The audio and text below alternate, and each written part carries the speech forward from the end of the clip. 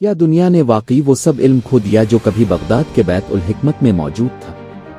और वो इल्म आज तक क्यों वापस नहीं मिला? मौरखीन लिखते हैं कि इंसान ने कुछ किताबें समंदर में फेंक दें, कुछ जला दें और कुछ छुपा दें। आज की जदीद साइंस भी उनका सुराग नहीं लगा पाई।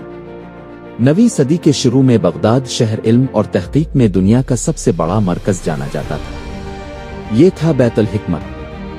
यहाँ लोग न सिर्फ किताबें तर्जमा करते बल्कि नए उलूम दरियाफ्त भी करते थे। यहाँ जमा होने वाले ज़हन आज की दुनिया की बुनियाद बनाते हैं। अब्बासी खलीफा हारून अल रशीद ने दुनिया भर से किताबें मंगवाएं, लेकिन इस ख्वाब को हकीकत में अल मामून ने आगे बढ़ाया। यहाँ आने वाले उलमा में शामिल थे अल ख्वारज़मी। उन्होंने अलजबरा का निज़ाम ईजाद किया जो आज के हिसाब किताब और अलगोरिथम की बुनियाद है।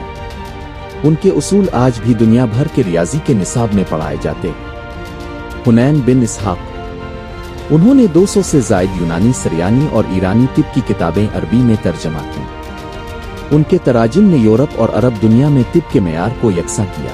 अल-कुंदी। उन्होंने फ़लसफ़ा, रियाजी, मूसीकी और तबीयत में काम किया। रोशनी, आवाज़ और खुफिया नवीसी पर तजर्बात किए। इंसानी सोच में मंतिक और तबीयत को मरबूत करने वाले पहले अरब फ़लसफ़ी थे। मोहम्मद अहमद और हसन बिन मूसा। ये 3 भाई खुदकार मशीनें बनाते थे जो पानी हुआ और मेकिंग्स पर मबनी थी। अपनी किताब अल-इख्तिराअत में वो तमाम दरियाफ्तें बयान की जो हकीकी दौर के इंजीनियर्स कहलाई जा सकती हैं। साबित बिन क़ारे। इस मुसलमान आलम ने जियोमेट्री और फल्कियात में नुमाया इस्लाहात की। यूनानी रियाजी को अरबी में मुंतकिल किया और सितारों की हरकत और ज़मीन की पैमाइश के नए उसूल वाज़े किए। अल-बतानी। उन्होंने सूरज और चांद की हरकत को साइंसी बुनियादों पर नोट किया। मुसलसत के कवानीन वज़ा किए जो बाद में यूरोप में अपनाए गए। अल-राज़ी। उन्होंने छोटा जुकाम और खसरा की बीमारियों की पहचान की। किताब अल-हावी लिखी जो दुनिया की सबसे बड़ी मेडिकल इंसाइक्लोपीडिया थी। केमिस्ट्री और दवाइयों की तैयारी में नई बुनियादें रखी। इब्न सीना।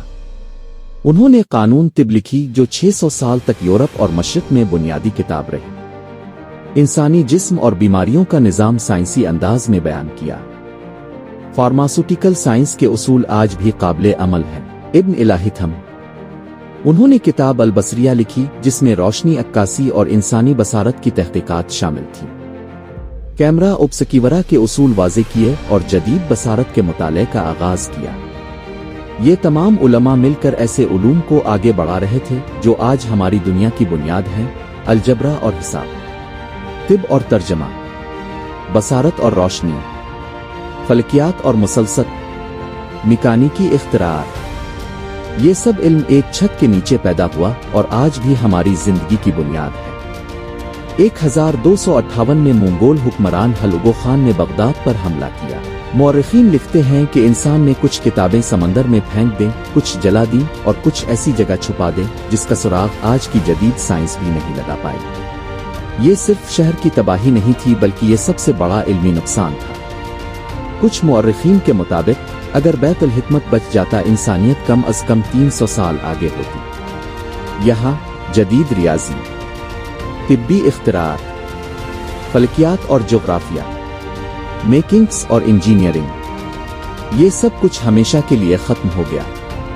बैत उल हिकमत सिर्फ एक इमारत नहीं थी बल्कि इंसानी ज़हानत, तहकीक और दरियाफ्त का निशान था। ये जगह आज भी हमें याद दिलाती है कि इंसानी इल्म कितना कीमती होता है और उसकी हिफाजत क्यों ज़रूरी है। आपके ख्याल में क्या इस इल्म को महफूज बनाया जा सकता था? अपनी राय कमेंट्स में ज़रूर बताएं। ये थी हमारी डिजिटल कहानी। मज़ीद ऐसी वीडियोज़ देखने के लिए हमें सब्सक्राइब करें।